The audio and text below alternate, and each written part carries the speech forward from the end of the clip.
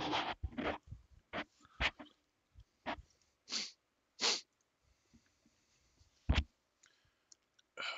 it's super sketchy. We're eating in the dark. I don't know if it's legit, but I'm scared. Who's gonna be first today? I don't freaking know. Morgan Whitley made it. She made it to the party. Alright, here we go. We upped our game. We got our dome phones on. HyperX Cloud 2s. Microphone up here. It is dark. We're eating in the dark.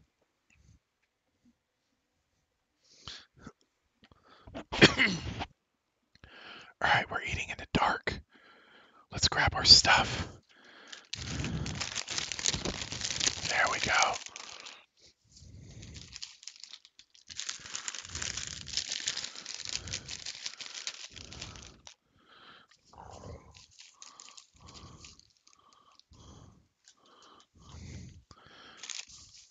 Welcome, Elizabeth. You guys made it. Here we go. Awesome. So what shall we eat first? Let me clear this out. Let's make this for eating only. 1 second. I can do this. No, let's leave this up. Alright guys, you ready? Do we eat in the microphone first? We have M&Ms. Let me put a tray. Here we go. So,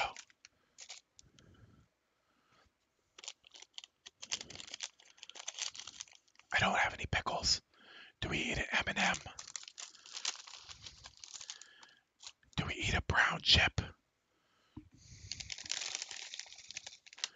Or do we eat a jalapeno chip? What are we going to eat first? Alicia, I need you to keep it quiet, yo. First, we're going to slurp while you guys decide what I eat.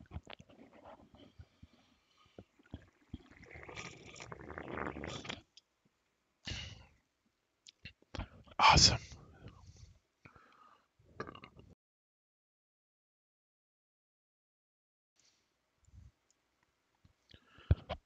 Great. Great job, guys. We got this. So we got a chip. We got a chip. We got an M&M. We got an M&M. Melba Toast was the loudest. It is. So we have chip, chip. M&M, M&M. We need some more. Burp really loud. Okay. I haven't intentionally burped in a long time. Let me see if I can get one in. Here we go.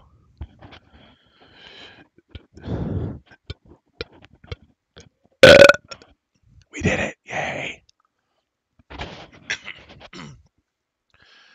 The couch, it's $5. You need to go to the store right there, and you need to go to Rolling for Presents.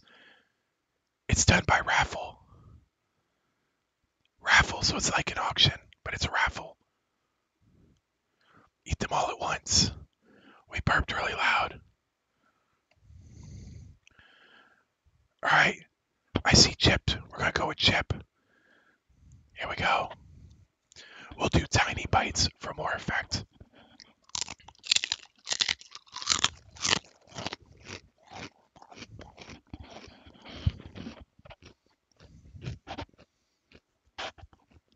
No, Erica, get a Jamocha milkshake.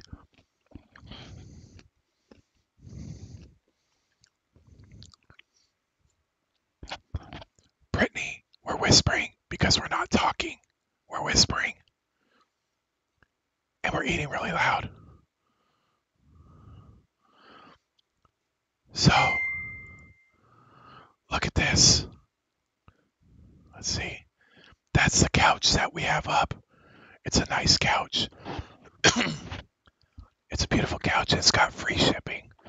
So I can ship it to your door. Here we go.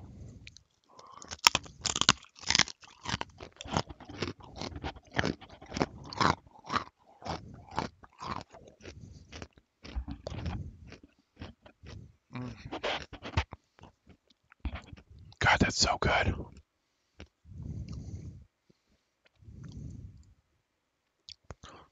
I could do better.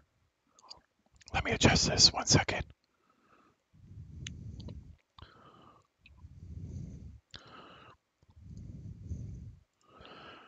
Alright, we're gonna fix this really fast. We're gonna go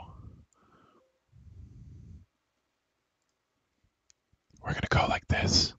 And I'm gonna turn the voice up on the mic. So 1 second here.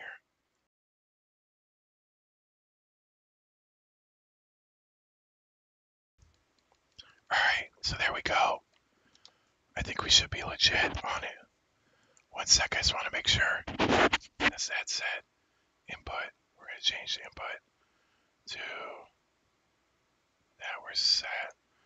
And adjust the mic properties.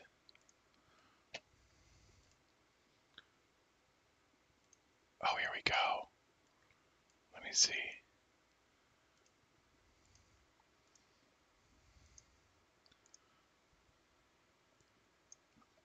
I got this shit. 1 second.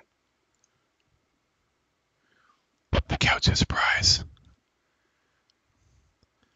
I can't. Jane, you're not very fucking smart, are you? I said I found online it's got free shipping. So how the fuck am I going to bounce on it? No, I'm not doing ASMR. I'm just whispering. You should. Here we go. We can adjust it more. Let us see what we can do here. Let's add a filter. Let's drop some gain. There we go. That'll be easier. Let's go to a 9% gain. There we go, a 9 decibel boost. Again, Jane, you're not fucking smart and you're not a really good troll at it. So, unlike your mom and your dad, this couch can actually support a family. Okay? Get good with your couch game, son. You're looking with some rookie numbers. Here we go with the crunch again. Yeah, we don't want people to go blind. Right now, some people are drunk. Should we tell some scary ghost stories? Let me Google some scary ghost stories. I'll read them and eat.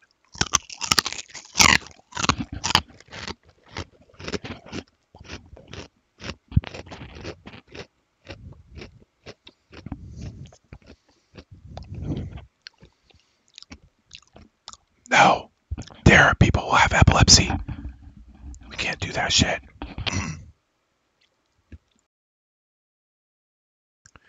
Here we go. Let's slurp some more.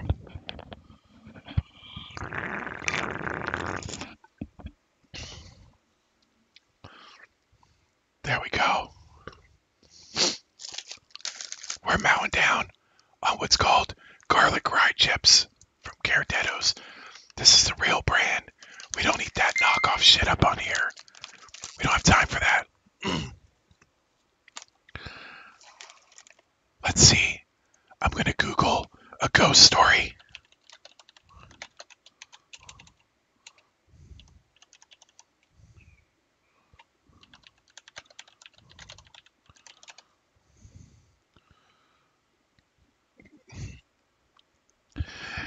Me neither, Jane.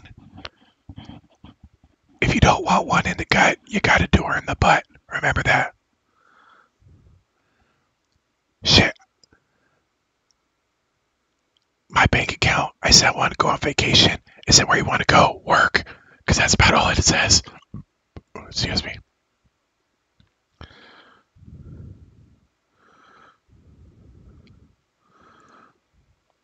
Alright, we're going to read some ghost stories from Reader's Digest.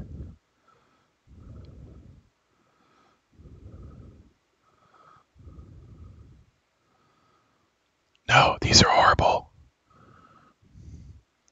What's the game stats? I don't know. Let me look. Cindy Robert bought 4. So that puts it. We need 50 pre-orders. Or 50 on the rolling for presents. Minus 3, so we're at 47. I need to find a link. Can somebody find a link to short stories? 11 kid-friendly, spooky campfire stories from the KOA blogs.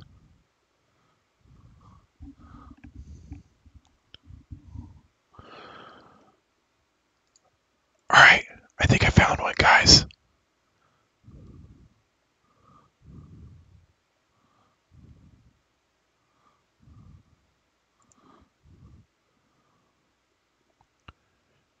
No, we don't have money on this show. We're all broke. We barely have, enough money to pay attention. So why would I give away a wallet?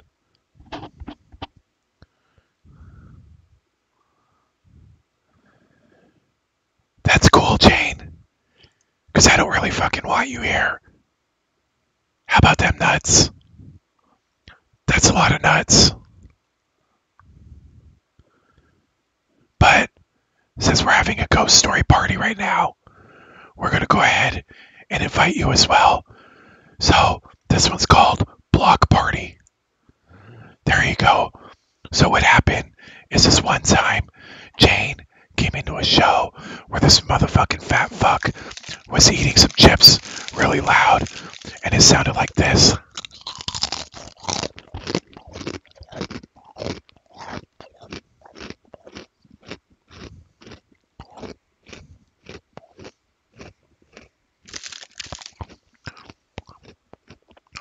So then Jane came to comment and have some fun, and all shit was going good. And then the motherfucker caught the people's elbow from the rock. He said, then he tripped, fell, landed on his dick.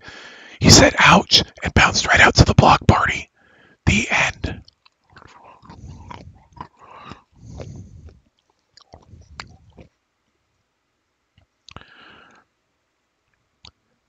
And all they could hear in the end was, that's a lot of nuts. That's a lot of nuts. That's a lot of nuts.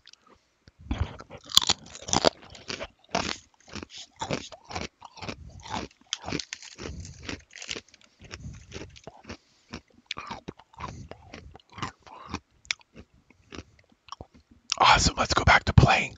Let's see what we can find. Alright, here's a story.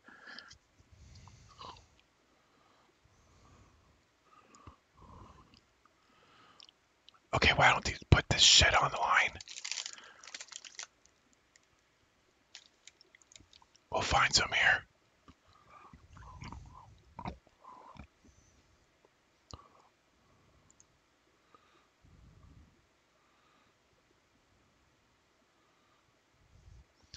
Alright, here we go. Let me get ready here.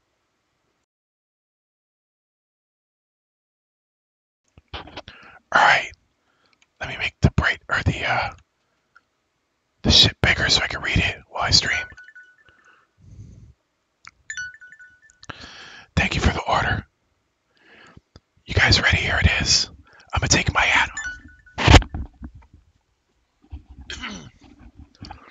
Alright. Mad Henry was a hermit who lived alone in a script mansion at the edge of town. Rumors were rife about the wild-eyed man. Some folks said that he was a magician who called upon the powers of darkness to wreak havoc upon his neighbors. Others called him a mad doctor who could restore life to foul corpses from the local cemetery. No respectable citizen in town had anything to do with Mad Henry. And then one year, a new family moved into town with a lovely daughter, Rachel, who caught Mad Henry's eye. He showered the maiden with gifts, goblets of pure gold, necklaces of pearl, and a pot of daisies that never dropped a single petal. Despite the gifts, Rachel fell in love with another, Jeffrey, a handsome young man, just home from university. A week after meeting, they eloped, leaving behind a stunned Mad Henry.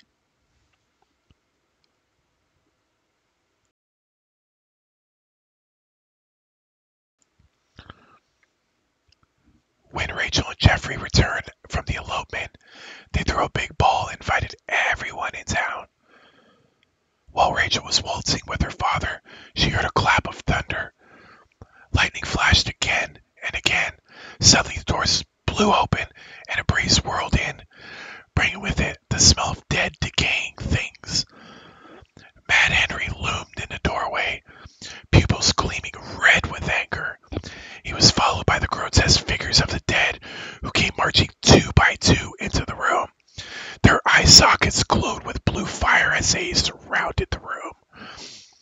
Two of the corpses captured Geoffrey and threw him at the feet of their lord. Red eyes gleaming, Mad Henry drew his silver-bladed knife and casually cut the bridegroom's throat from ear to ear. Rachel screamed and ran forward, pushing through the foul, stinking corpses of the dead, and flung herself upon the dying husband. "Kill us both," she cried desperately, but Mad Henry plucked the lass out of the pool of blood surrounding her dead husband and carried her out into the thundering night. Behind him, the army of dead turned from their grisly scene and followed their master. "Welcome, Dee. You made it."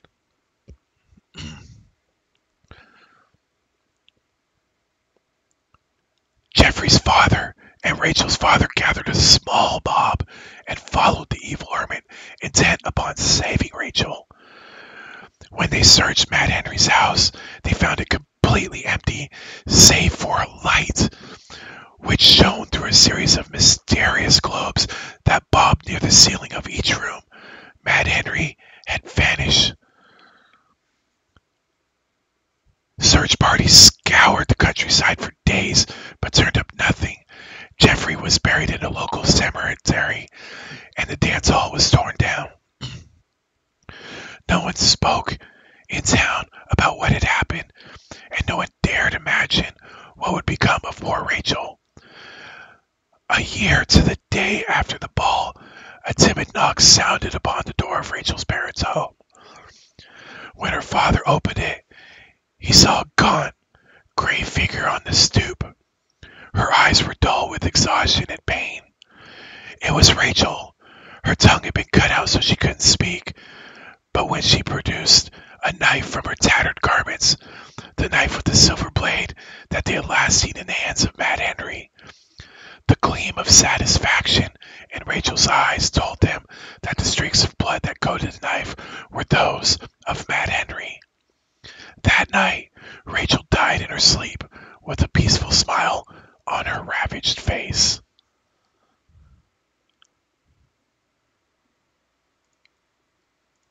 Oh my gosh.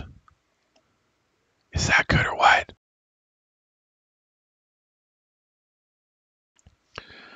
Alright, so we got an order. Let's just take a peek. It's time to slurp.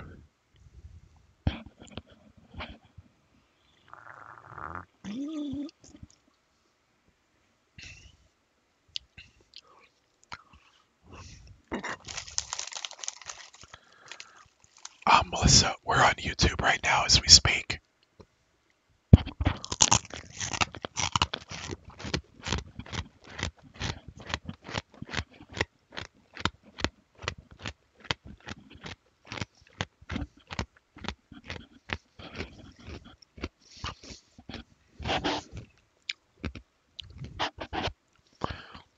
That was awesome.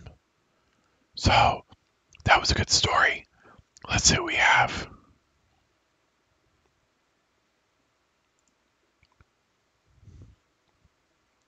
We have Don Baptista buying 4. We have Patricia York buying 4. So that puts it at 4, 8, 12 on order out of 50. Let's put a counter up.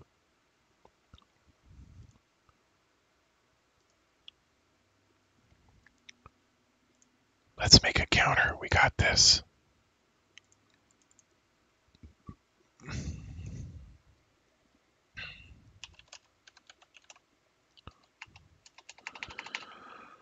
So we had 57, I think.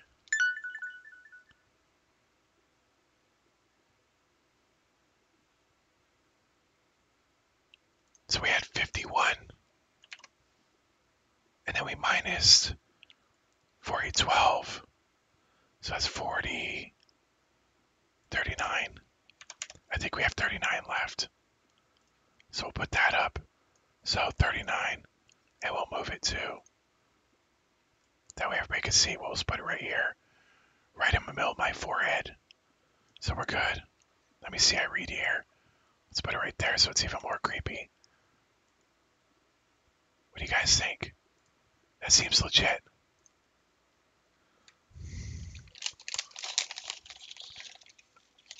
Alright, here we go. We're gonna read another one. I'm the motherfucking admin up in this bitch. We're not doing a show. We're just doing pre-orders. And if it sells out, then we'll do the game. But that's all we're doing.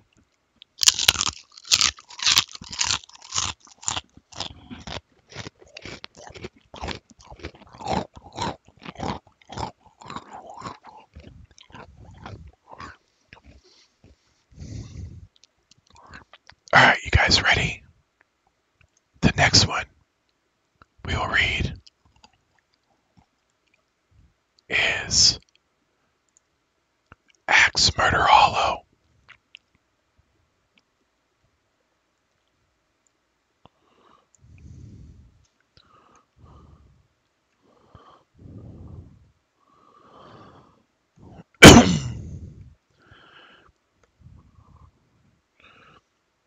Here it is. Axe Murder Hollow.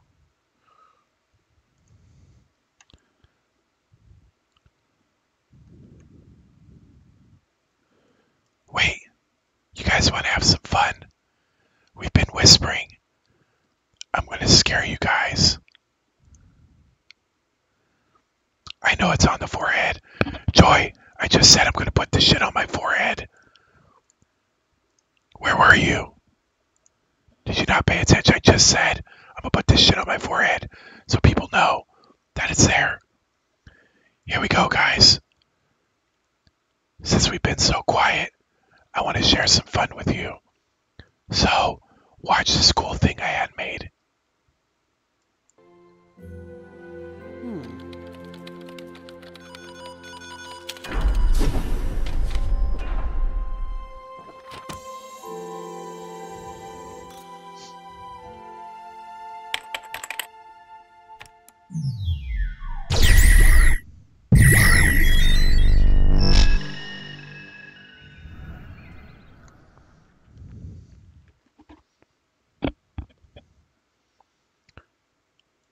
Okay, there, you guys got some sound. You're making homemade in a fryer. Awesome. There we go.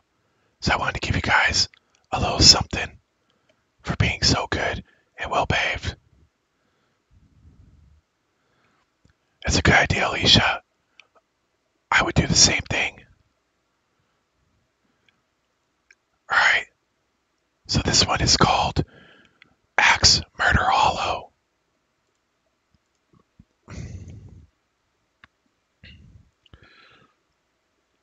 Here we go. Axe Murder Hollow. Thank you, Morgan.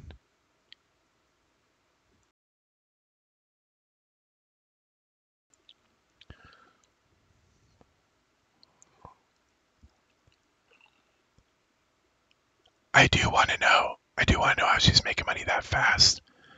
In fact, I feel like it sounds very hot and sexy. So here we go.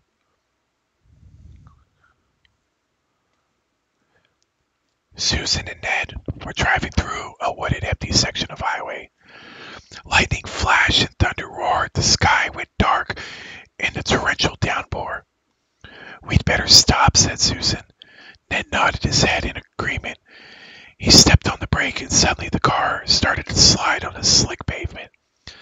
They slipped off the road and slid to a halt at the bottom of an incline.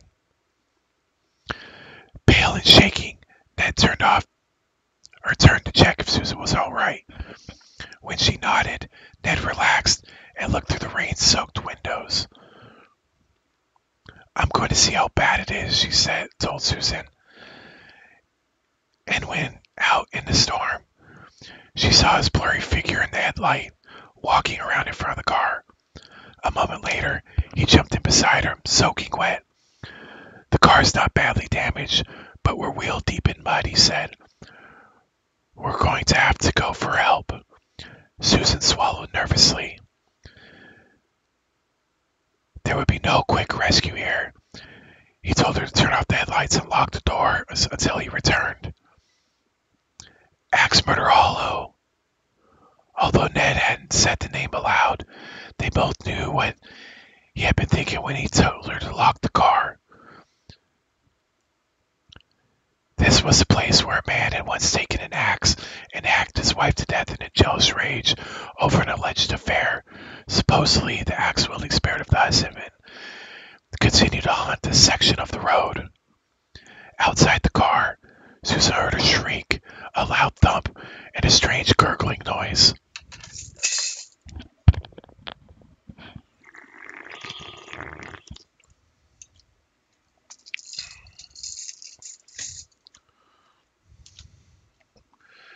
But she couldn't see anything in the darkness. Frightened, she shrank down in her seat. She sat in silence for a while, and then she noticed another sound. Bump, bump, bump. It was a soft sound, like something being blown in the wind. Suddenly, the car illuminated by a bright light. The official sounding voice told her to get out of the car. Ned must have found a police officer. Susan unlocked the door and stepped out of the car. As her eyes adjusted to the bright light, she saw it. Hanging by his feet from the tree next to the car was the dead body of Ned. His bloody throat had been cut so deeply that he was nearly decapitated. The wind swung his corpse back and forth so that it thumped against the tree. Bump, bump, bump. Susan screamed and ran towards the voice in the light. As she drew close, she realized the light was not coming from a flashlight.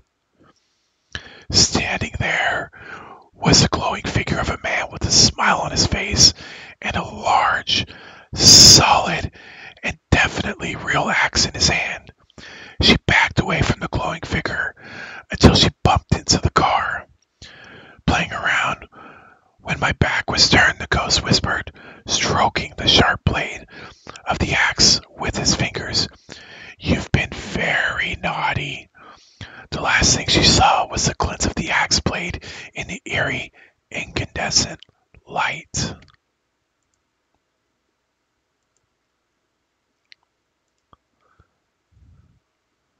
Yes, we have it up on here.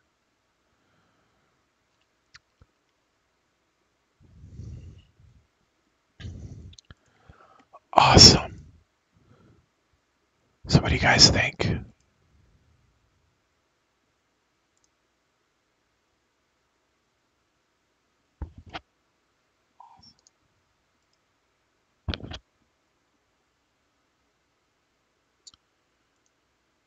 Doop-doop-doop-doop.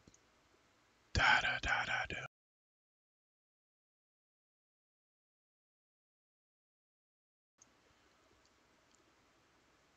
D. It's a fucking body count. It's how many motherfuckers I had to bounce and ban. That's the ban count. Don't make it go to 40.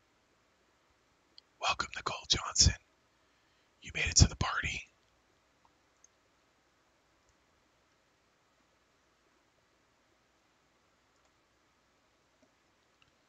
So there we go. Let's go on to the next one. Let's see if we have any orders.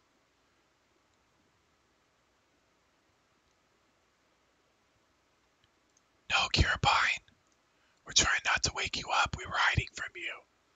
But you found us.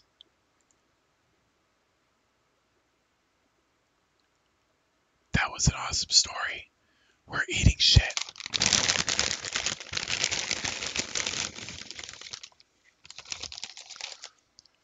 Here we go.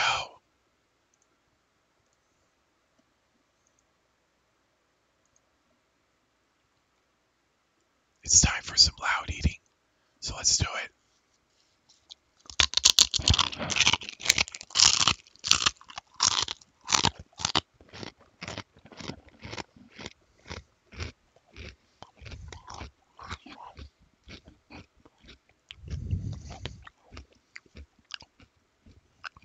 The specials tonight are me eating chips. That was a jalapeno chip. We're also eating rye chips.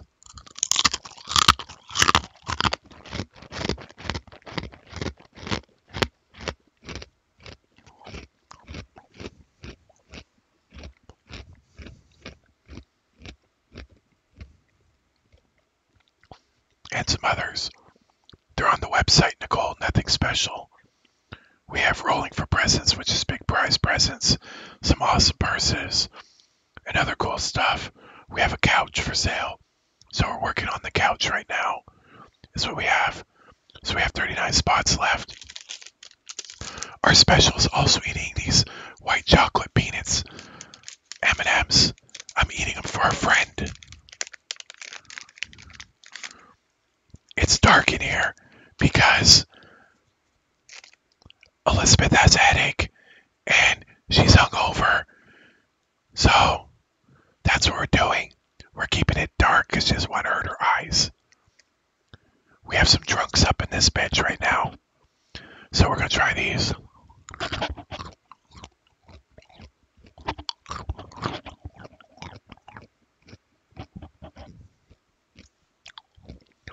So those were good.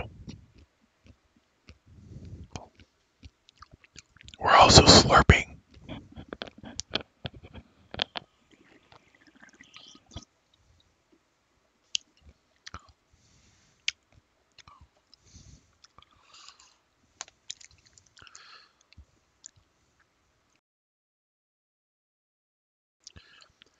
How many diabetics do we have in here? How many people in here are diabetics? I need to know.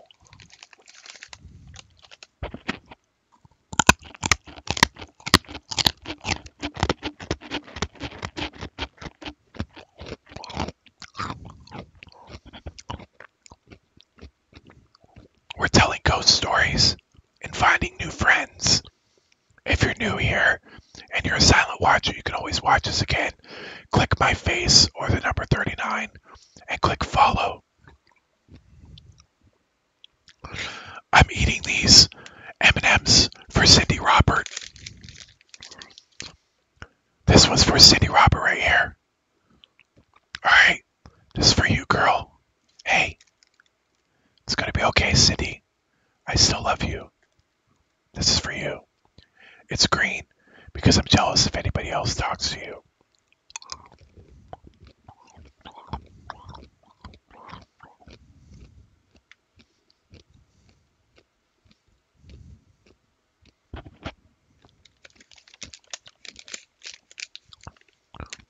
I should have totally went and got some tacos.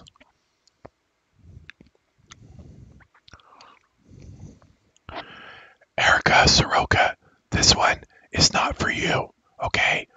I need you to close your eyes. I don't want your blood sugar getting all spiked and shit. This is not for you.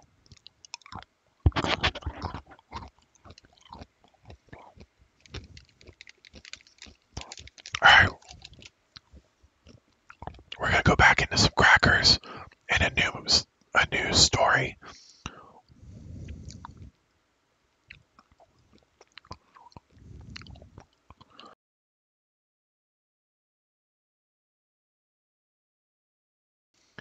Do you know how many people that I do stuff for?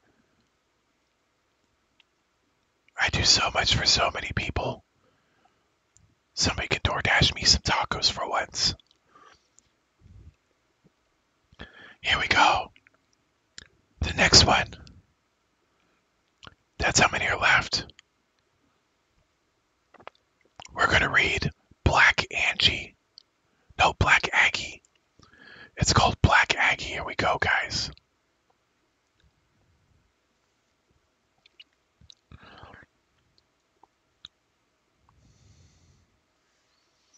We need to adjust it because when I read, it's over here. So, 1 second. Let me get it here. There. We're adjusted right now so I can read. When Felix Agnes put up the life-size shredded bronze statue of a grieving angel seated on a pedestal in the Angus family plot in the Druid Ridge Cemetery. He had no idea what he had started.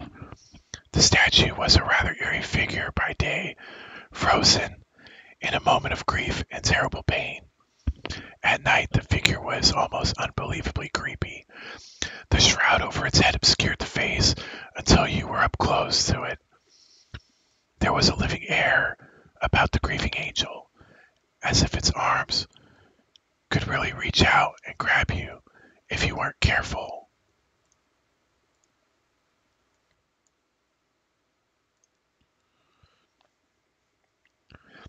It didn't take long for rumors to sweep through the town and the surrounding countryside. They said that the statue, nicknamed Black Aggie, was haunted by the spirit of his mistreated wife who lay beneath her feet. The statue's eyes would glow red at the stroke of midnight, and any living person who returned the statue's gaze would instantly be struck blind. Any pregnant woman who passed through her shadow would miscarry. If you sat on her lap at night, the statue would come to life and crush you to death in its dark embrace. If you spoke Black Aggie's name 3 times at midnight in front of a dark mirror, the evil angel would appear and pull you down to hell. They also said the spirits of the dead would rise from their graves on the dark nights to gather around the statue at night. I do not, Nicole.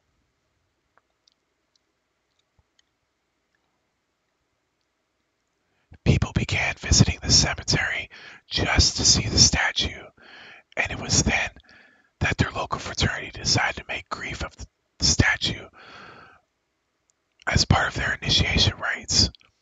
Black Aggie sitting, their candidates for membership had to spend the night crouched beneath the statue with their backs to the grave of General Agnes.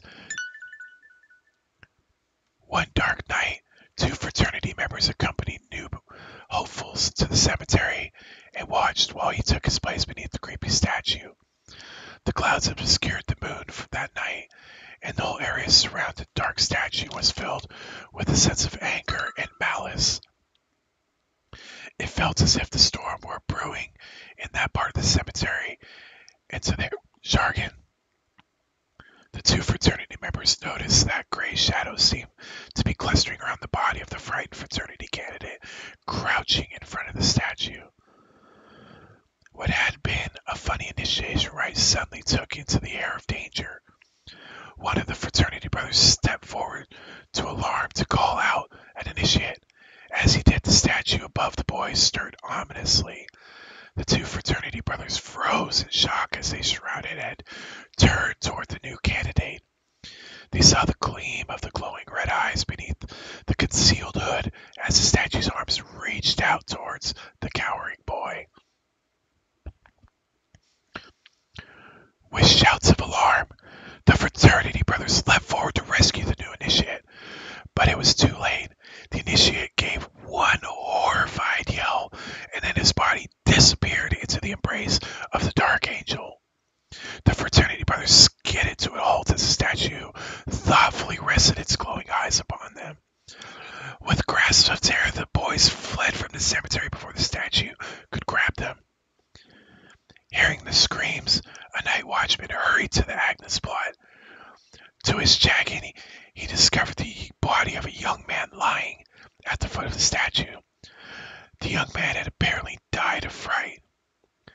The disruption caused by the statue grew so acute that the Agnes family finally donated it to the Smithsonian Museum in Washington, D.C. The grieving angel sat for many years in storage, never again to plague the citizens visiting the Druid Hill Park Cemetery. Ooh, that was so good. Hey, hey, look at me. It's gonna be okay. You're gonna be okay. Alright. Boop. Boop. Got your nose. It's shake and bake. And I helped.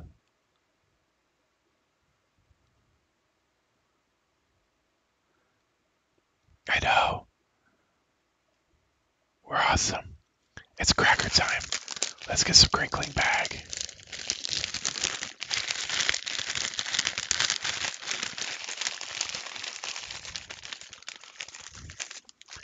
We're gonna do a triple decker. Let's see if we got any orders. Any pre-orders.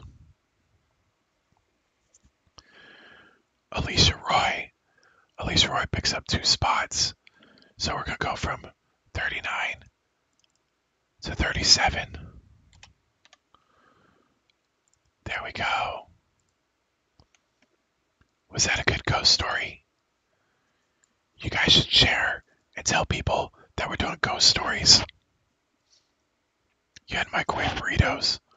Awesome. A triple decker. Here we go. I'll do that too.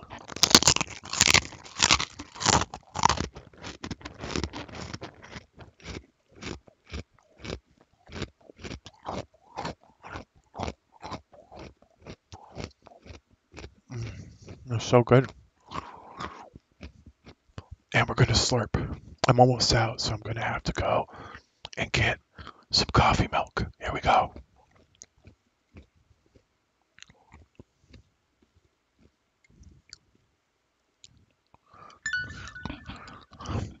Thank you, Don Baptista.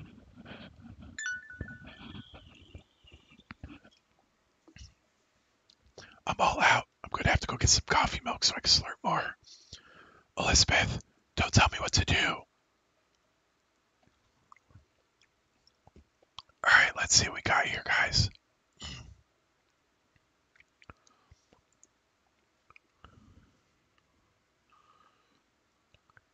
So we have Patricia York. She's picking up 3. I haven't put them in yet. These are all pre-orders. So picking up 3.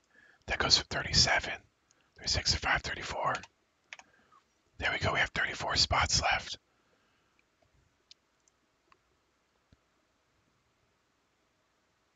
Elizabeth. That's warning number 2. Don't tell me what to do.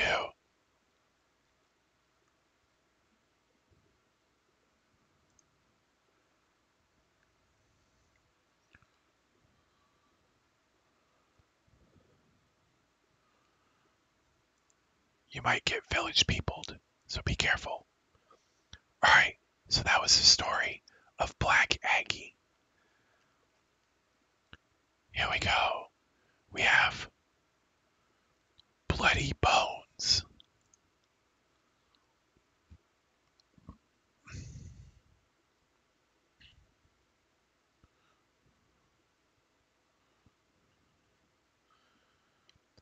Don Baptista, you share because you're fucking amazing.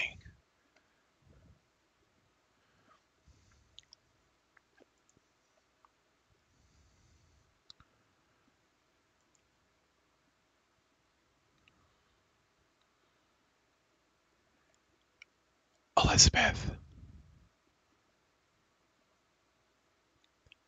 don't get me started. I have a really good, witty retort to ban the next motherfucker, and it's village people related. Don't be the one that gets the beta test because you'll have to message the page through email on wpmp.rocks with your apology, and then I will post said apology on the website before I unblock you.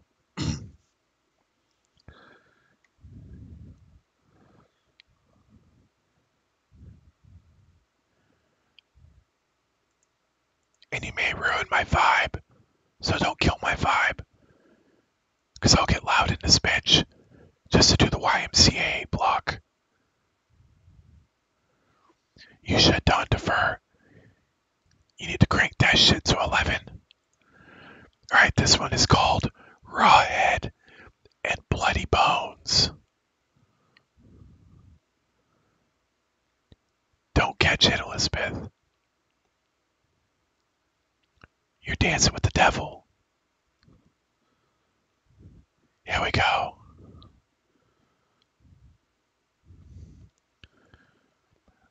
Way back in the deep woods, there lived a scrawny old woman who had a reputation for being the best conjuring woman in the Ozarks. With her bedraggled black and gray hair, funny eyes, one yellow and one green in her crooked nose. Oh, it's fucking on. Guys, turn down your volume.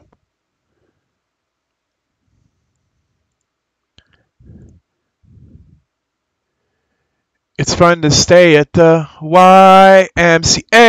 You got your ass blocked, Elizabeth. Go to WBMP.rocks and message me if you want to be unblocked. Alright, back to our originally scheduled program.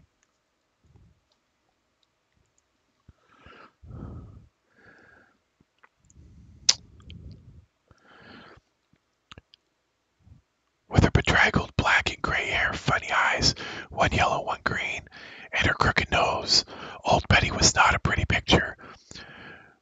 But she was the best there was at fixing what ailed a man, and that is what counted.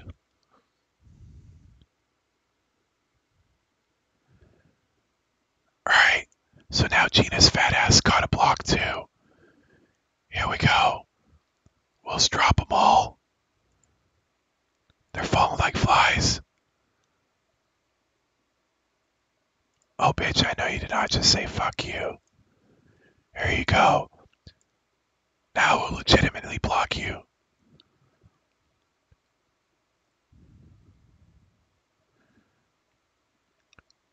There you go.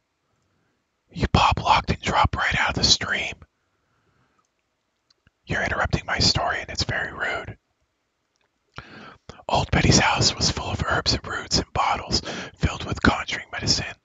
The walls were lined with strange books brimming with magical spells. Old Betty was the only one living in the hollow who knew how to read. Her granny, who was also a conjurer, had taught her skill as part of her magical training.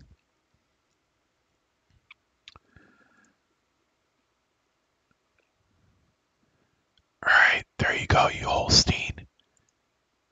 You can have one of those too. There you go, Gina. If you're not familiar with the terminology Holstein, go ahead and Google that.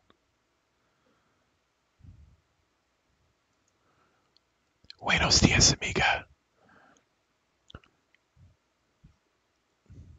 The walls were lined with strange books, brimming with magical spells. Old Betty was the only one living in the hollow who knew how to read. See, they're fucking up my vibe. Just about the only friend old Betty had was a tough, mean, ugly old razorback dog that ran wild around her place. It rooted so much in her kitchen garage that all the leftover spells started affecting it. Some folks swore up and down that the old razorback hog sometimes walked upright like man. One fellow claimed he'd seen the pig sitting in the rocker on old Betty's porch, chattering away. He was chattering away to her while she was stewing up some potions in the kitchen, but everybody discounted the story on account that the fellow who told them was a little too fond of the moonshine. Rawhead was the name of old Betty gave to Razorback, referring maybe to the way the ugly creature looked, a bit like he was dead pigs from butchering times down in the hog-scald hollow. The Razorback didn't mind the funny name. Rawhead kept following old Betty through her little cabin and rooting up the kitchen leftovers. He even walked to her town with her when she came to the local mercantile to sell her home remedies. Tasha, don't ask silly questions. We're reading ghost stories in the dark.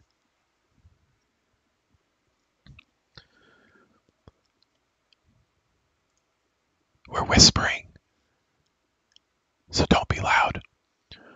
Well, folks in town got so used to seeing Riot and Old Betty around the town that it looked mighty strange one day around hog trimming time when Old Betty came to the mercantile without him.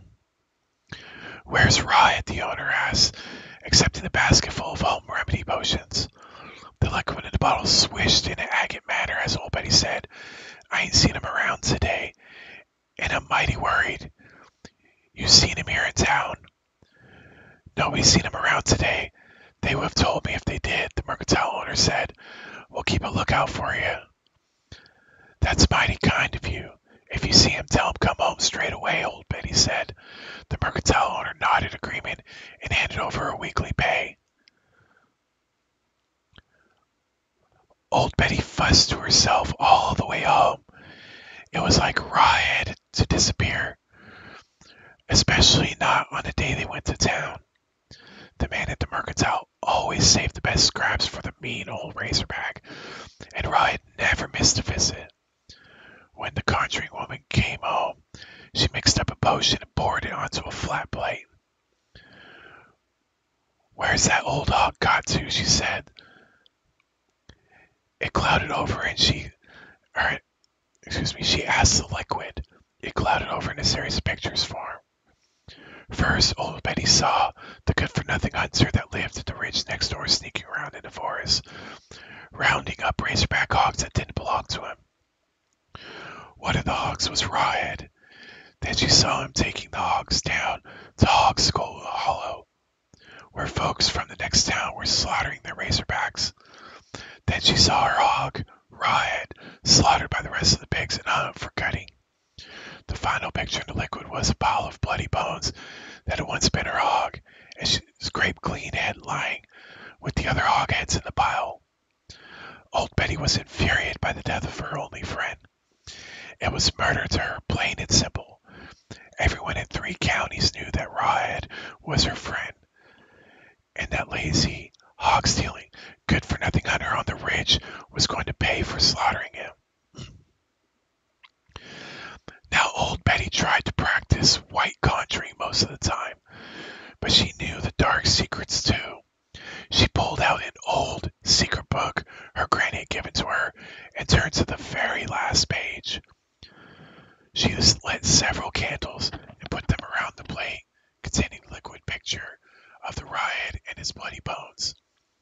Then she began to chant, Rawhead and bloody bones, Rawhead and bloody bones. The light from the windows disappeared as if the sun had been snuffed out like a candle. Dark clouds billowed into the clearing where Old Betty's cabin stood, and the hollow of the dark spirits could be heard in the wind with pummeling the treetops.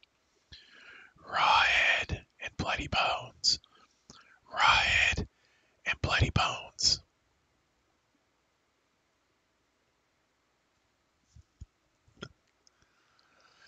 Betty continued to chant until a bolt of silver lightning left the plate and streaked out through a window, heading in the direction of Hog's Gold Swallow. When the silver light struck Riot's silvered platter, or silvered head, which was piled on Hunter's wagon with the other hogheads, it tumbled to the ground and rolled until it was touching the bloody bones that had once inhabited its body. As Hunter's wagon rolled away toward the ridge where he lived, the enchanted Riot called out, Bloody bones, get up and dance. Immediately, the bloody bones reassembled themselves into the skeleton of Razorback Hog walking upright. As Riot had often done when he was alone with Old Betty, they had hopped up on the top of the skeleton, and Riot went searching through the woods for weapons to use against the hunter.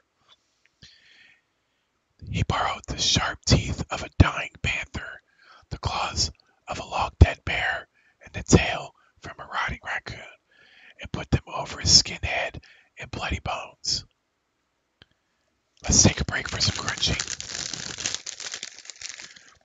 This one's intense. We need 3.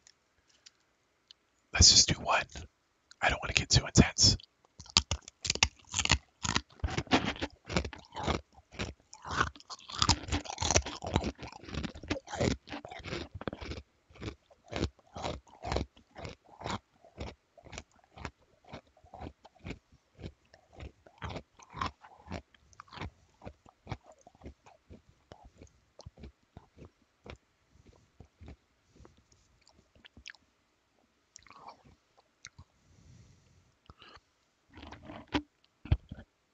Then Rawhead headed up the track toward the ridge, looking for the hunter who had slaughtered him.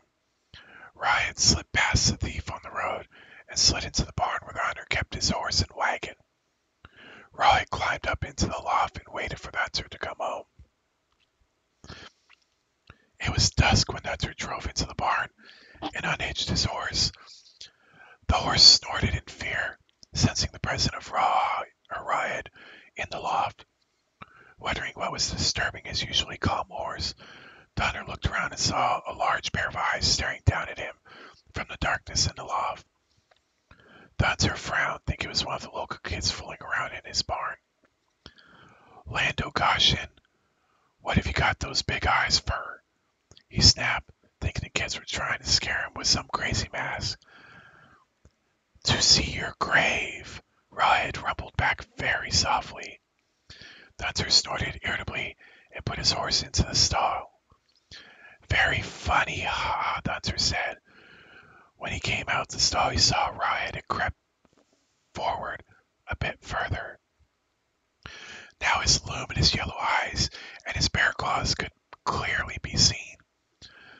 Lando Goshen, what have you got those big claws for? He snapped. You look ridiculous. To dig your grave, Rawhead intoned softly, his voice a deep rumble that raised the hairs on the back of the hunter's neck. He stirred uneasily, not sure how the crazy kid in the loft could have made such a scary sound, if it really was a crazy kid. Feeling a little spooked, he hurried to the door and let himself out of the barn.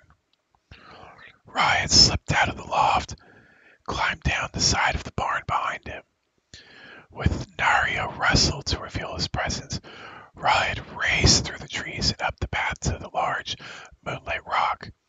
He hid in the shadows of the large stone, so the only thing showing were his gleaming yellow eyes, his bare claws, and his raccoon tail. When the hunter came level with the rock on the side of the path, he gave a startled yelp. Staring at Rawhead, he gasped, You nearly knocked the heart right out of me, you crazy kid. Lando Goshen, what are you going the crazy tail for? To sweep your grave, Rawhead boomed, his enchanted voice echoing through the woods, getting louder and louder with each echo. The hunter took his heels and ran for the cabin. He raced past the old well house and past the woodpile, over the rotting fence into his yard, but Rawhead was faster. When Hunter reached his porch, Rawhead leapt from the shadows loomed above him. Hunter startled in terror as the Rawhead's gleaming yellow eyes and his ugly razorback head, the bloody bone skeleton with its long bare claws, sweeping tattooed tail, and his gleaming sharp panther teeth. Lando Goshen, what have you got those big teeth for? He gasped desperately, stumbling backwards from the terrifying figure before him. To eat you up like you wanted to eat me, Rawhead roared, descending upon the good-for-nothing hunter. The murdering thief gave one long scream into the midnight.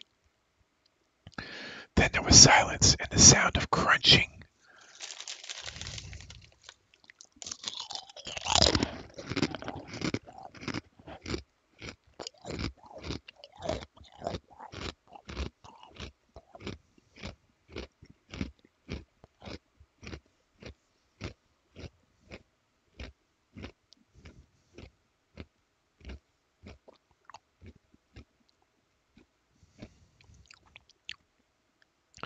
Nothing more was ever seen or heard of the lazy hunter who lived on the ridge. His horse also disappeared that night, but sometimes folk ride roaming through the forest in the company of his old friend, Old Betty. And once a month, on the night of the full moon, Rawhead would ride the hunter's horse through town, wearing the old man's blue coveralls over his bloody bones with a hole cut out for his raccoon tail.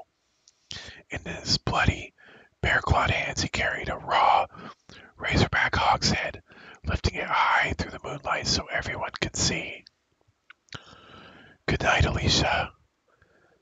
Thank you. Ooh, that was pretty scary, right? Super duper scary. So we have an open queue if anybody wants to get in. We have Ghost Time Story. We're trying to eat some M&Ms.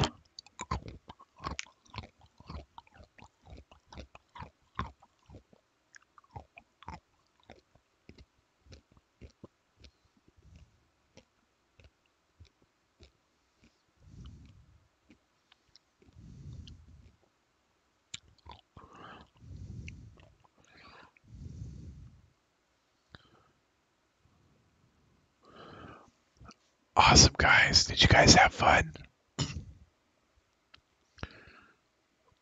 I thought we had some fun. It was pretty scary. He's like, raw head and bloody bones.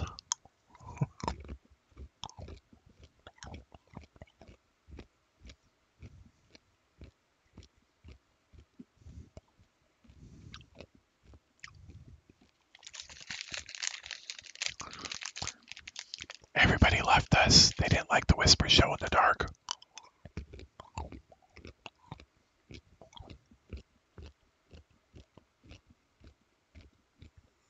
I don't know why.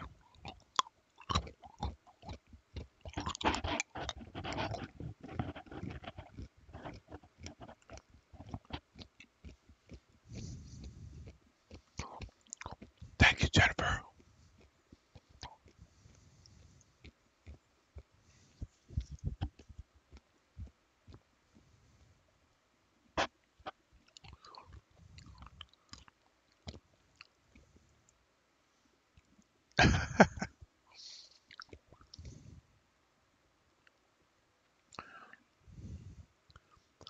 Oh no, I'm highly disappointed. I lost 2 likes.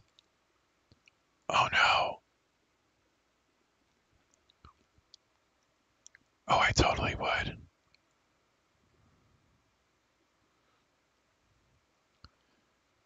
That totally makes me laugh. But what are you gonna do, right? No, we can never do that.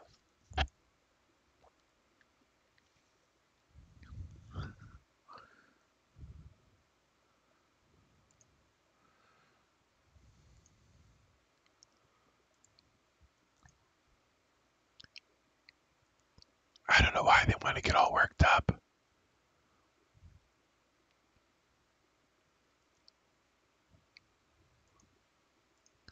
Oh well. Who can't like this face and eating M&Ms? If you can't eat M&Ms with some friends, I don't think I could be a friend. Oh my god, Dawn. Whew. You scared me, Dawn.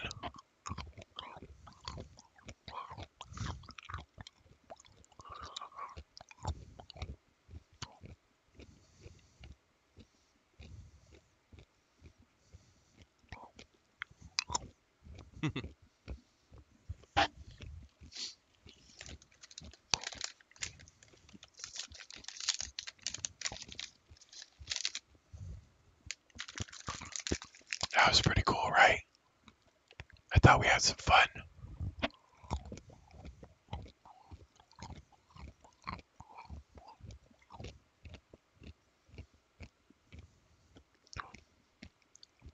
Do you guys want to keep whispering?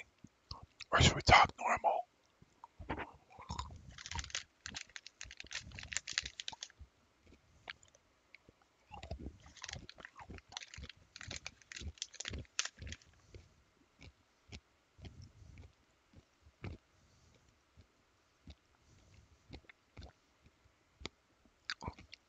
I'll let you guys decide. There's 11 of you.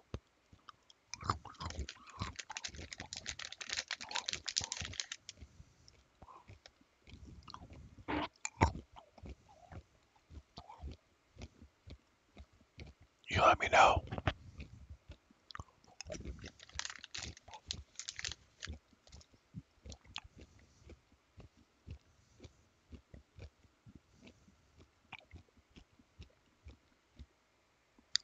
I do have more stories.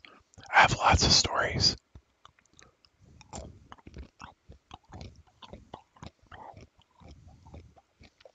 You guys want to go back to stories? We could go back.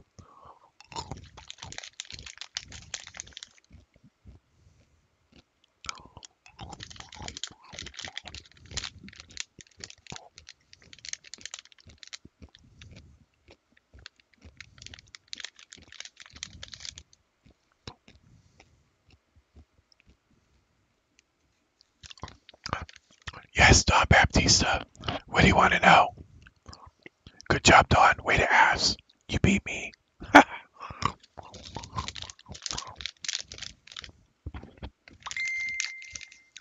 Good night, Carabine.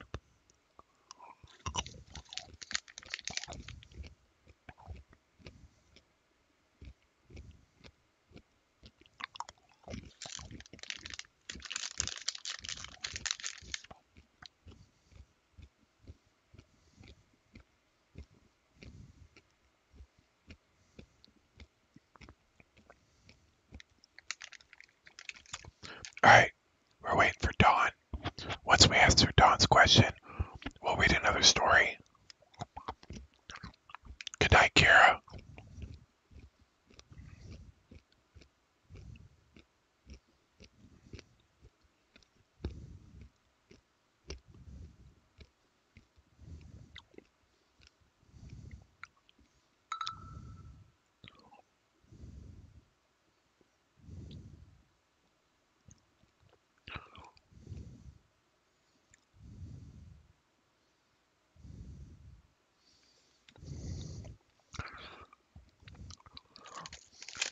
Don Baptista, don't ask me silly shit and then don't respond.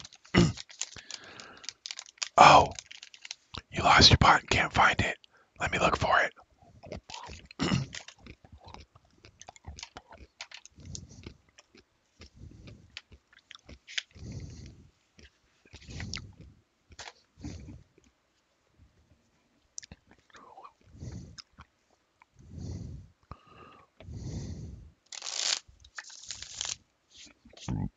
Excuse me.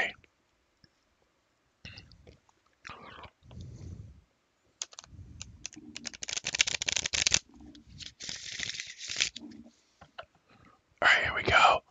Don Baptista lost his spot and he can't find it. Let's see if we can give him some insight.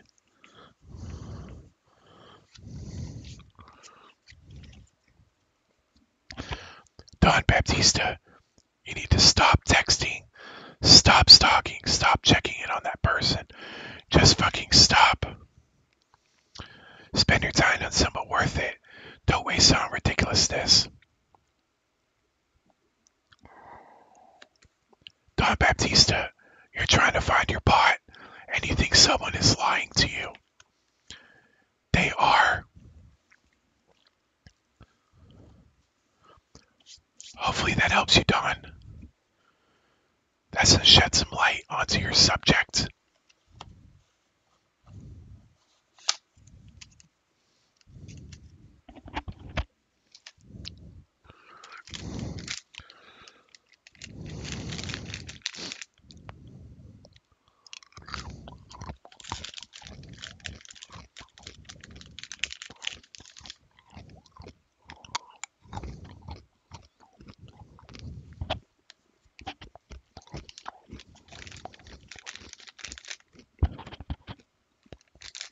Alright. I have a couple more M&Ms to eat, and then I'm going to be done.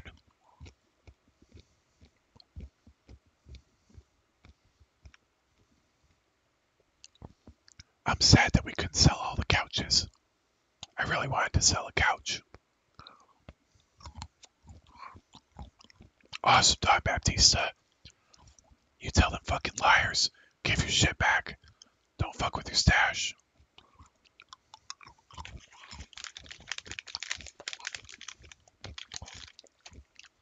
Carry low. You're not gonna trick me like that.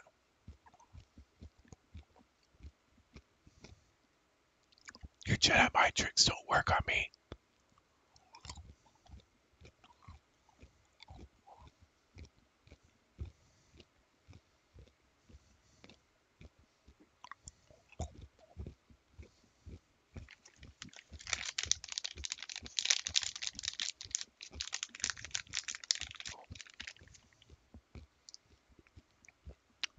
Three M&Ms remain.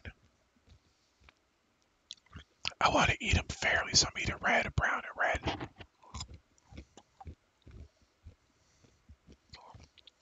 Thank you, Jennifer.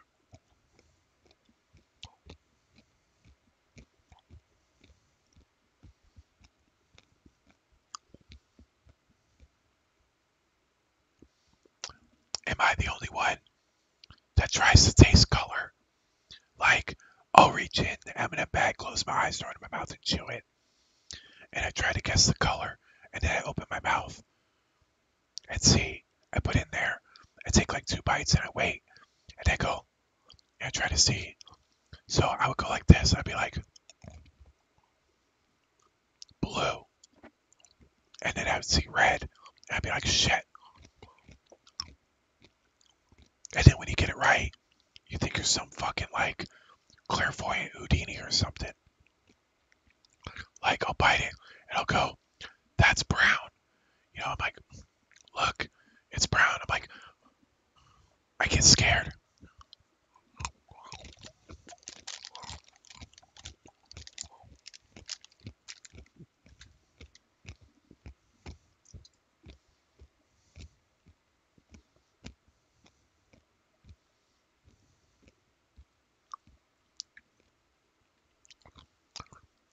Alright, guys. So, we're out of here. Welcome, Eureese. Eureese is here. I love you, baby girl. I'm here for you. I'll touch your nose.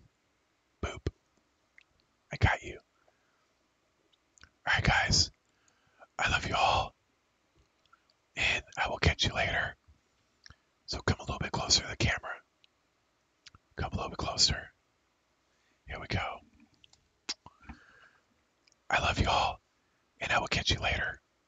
Bye.